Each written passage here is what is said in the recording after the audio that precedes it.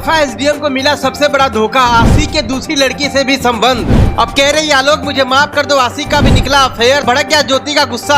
आलोक ने कहा जैसे के साथ हुआ तैसा भगवान ने कर दिया न्याय। खतरे में आ गई मनीष दुबे की नौकरी, ज्योति का भी बर्खास्त होना तय। योगी का बड़ा आदेश, आलोक को मिल गया न्याय। ऐसे ही नहीं कहा जाता कि भगवान के घर में देर है अंधेर नहीं। ज्योति मौर्य अपने पति के साथ धोखा कर सोच रही थी कि उनके साथ भला हो जाएगा, लेकिन अब जब बहुत बड़े राज से पर्दाफाश हो गया है तो उनके पैरों तले जमीन खिसक गई है। अब उन्हें कुछ सूझ नहीं रहा है कि वो क्या करें। आलोक को तो पहले ही धोखा दे चुकी है, बेवफाई कर चुकी है। ऐसे में अब उनके पास वापस लौटने का भी रास्ता नहीं बचा, क्योंकि वह जिनको अपने सबसे ज्यादा करीबी समझती थी, जिनको अपनी जान समझती थी और जिनसे वह शादी करने की सोच रही थी, उसने ही ज्योति मौर्य के साथ खेल कर दिया। ज्योति मौर्य आलोक की शादी 2010 में हुई थी। आलोक को यही लग रहा था कि जिंदगी भर साथ गुजर जाएगा।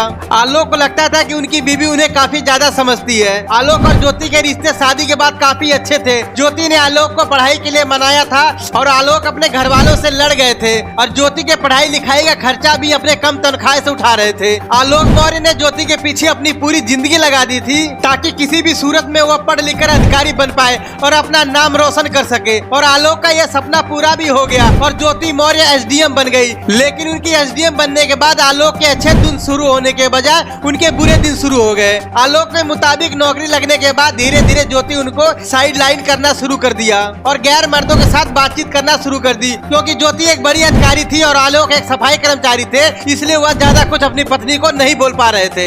एक बार जब उन्होंने हिम्मत करके ज्योति से सवाल जवाब किए, लेकिन ज्योति ने साफ साफ कह दिया कि उनको उनके मामले में पढ़ने की कोई जरूरत नहीं है, अपने काम से काम रखे, मैं लोगों से काम के सिलसिले में बात करती हूँ। मतलब ज्योति ने बहुत ही चालाकी के साथ आलोक को बेवकूफ बनाया और उनके पीठ पीछे ही खेल करती रही। लेकिन 2020 में आलोक को इनके खेल के बारे में पता चल गया। आलोक ने आरोप लगाया कि 2020 से ज्योति मनीष दुबे नाम के कमांडेंट से बात करती थी। दोनों के बीच प्यार मोहब्बत वाली बातें होती थी, व्हाट्सएप पे बेबी लव वाली चैटिंग भी होती थी। यानी 2020 के बाद ज्योति मौर्य धीरे धीरे ही सही आलोक के साथ बेवफाई करनी शुरू कर दी। लेकिन जब पानी सर से ऊपर गुजर गया तो आलोक का सब्र का बांध भी टूट गया और आलोक ज्योति मौर्य के खिलाफ आवाज उठाने का फैसला किया। पिछले 10 दिनों से लगातार आलोक का न्याय की गुहार लगाते हुए ज्योति के खिलाफ एक्शन की मांग कर रहे हैं। हालांकि पुलिस और प्रशासन आलोक को तुरंत न्याय तो नहीं दिला पाई, लेकिन ऊपर वाला सब कुछ देखता है। मीडिया रिपोर्ट की माने तो ज्योति मौर्य के आशिक के और भी दूसरे महिलाओं के साथ संबंध थे। यानी ज्योति मौर्य ने अगर अपने पति के साथ धोखा दिया तो उनके आशिक ने भी उनके साथ खेल कर दिया।